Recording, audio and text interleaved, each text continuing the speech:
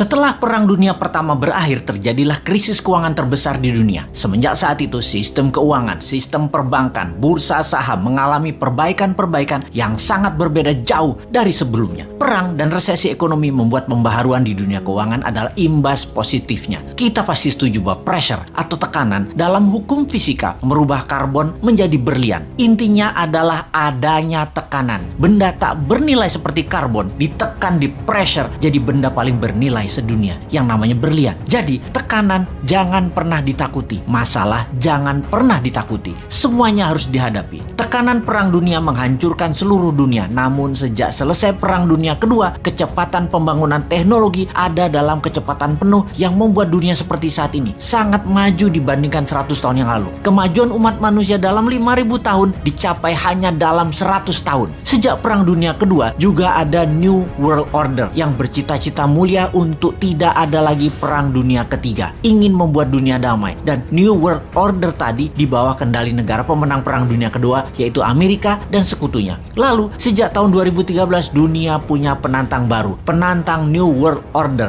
namanya Tiongkok. Selama 300 tahunan Tiongkok menguasai perdagangan. Tiongkok kemudian dikerjain sama Eropa di awal abad 20, dihajar Jepang, sehingga dalam 200 terakhir penjajahan Eropa membawa kemunduran bagi Tiongkok. Deng Xiaoping kemudian punya ambisi besar, yaitu rebut kembali perdagangan dunia di bawah kendali Tiongkok. Dan kemudian faktanya adalah dalam 40 tahun, sejak tahun 1989 hingga saat ini, Tiongkok membuktikan telah menjadi negara perdagangan nomor 1 di dunia lagi. Menjadi negara kedua terkaya di bawah Amerika. Dan di tahun 2013, Tiongkok mulai ekspansi ekonominya. Strategi mencaplok ekonomi itu namanya BRI atau Belt Road Initiative, atau juga dikenal dengan nama lain, OBOR, One Belt One Road. Dunia diikat atau di belt menjadi satu, semuanya ke arah Beijing. Negara di bawah Tiongkok diperlakukan seperti provinsinya Tiongkok, sampai menggunakan yuan mata uangnya. Banyak negara Afrika, Asia, Amerika Latin yang mulai dikendalikannya. Memang ekonominya negara tersebut terlihat maju, tetapi hanya fisiknya saja yang maju, yaitu gedung, jalanan, namun kedaulatannya terambil, terutama uangnya. Sungguh, darahnya ekonomi adalah uang, dan uangnya itu harus pakai yuan. Di tahun 2016, seorang Sontoloyo yang namanya Trump menang presiden di Amerika, dan selama 4 tahun terjadilah perang dagang yang dimenangkan Amerika secara telak. Tiongkok tidak tinggal diam. Globalis cabal yang sejak lama bersama mereka memilih presiden lemah yang namanya Biden dan dimenangkan. Amerika mendadak menjadi mitra Tiongkok kembali saat ini. Pada saat PKC, Partai Komunis Tiongkok, beberapa minggu yang lalu ulang tahun ke-100, Xi Jinping dengan berani mengatakan akan memenggal kepala negara yang berani membuli Tiongkok, akan mengambil kembali Taiwan, Hong Kong, dan Macau. Bukan one country two system, tetapi one country Tiongkok only, dan menyiapkan 1000 silo tempat peluncuran roket berhulu ledak nuklir. Saat ini dunia dalam keadaan perang dunia ketiga melawan virus, akan menjadi perang militer perang dunia ketiga sesungguhnya. Pernyataan sederhana dari pakar intelijen yang mengatakan, kalau Amerika tidak serang Tiongkok sekarang, mendiamkan Tiongkok sampai 10 tahun ke depan, Amerika tidak akan pernah menang perang dengan Tiongkok. Tiap tahun Tiongkok akan semakin kuat dan semakin kuat. Indonesia bagaimana? Pepatah gajah berkelahi dengan gajah, pelanduk mati di tengahnya. Jangan sampai terjadi. Amerika dan Tiongkok berperang, jangan sampai Indonesia jadi pelanduk mati di tengahnya. Kita harus segera berdaulat. Ambil kesempatan ini untuk berdaulat. Inilah masa yang tidak ada lagi yang terbaik dibandingkan masa ini. Pertama, Bappenas membuat perhitungan dengan rinci. Berapa cost accountingnya untuk Indonesia menjadi negara superpower di tahun 2045? Berapa biayanya? Buat 3 step. Menjadi negara berdikari di tahun 2025, menjadi negara maju 10 tahun kemudian dengan dasa chip hingga tahun 2035, dan menjadi negara superpower di tahun 2045. Step pertama adalah menjadikan Indonesia negara berdikari, mampu berdiri di atas kaki sendiri hingga tahun 2025. Memerlukan uang katakanlah 6.000 triliun, yang 50%-nya untuk UKM ekspor dan ketahanan pangan. Sisanya untuk kesehatan dan sarana tempat tinggal serta jalanan distribusi. Kita printing rupiah biru, rupiah baru yang masa berlakunya 10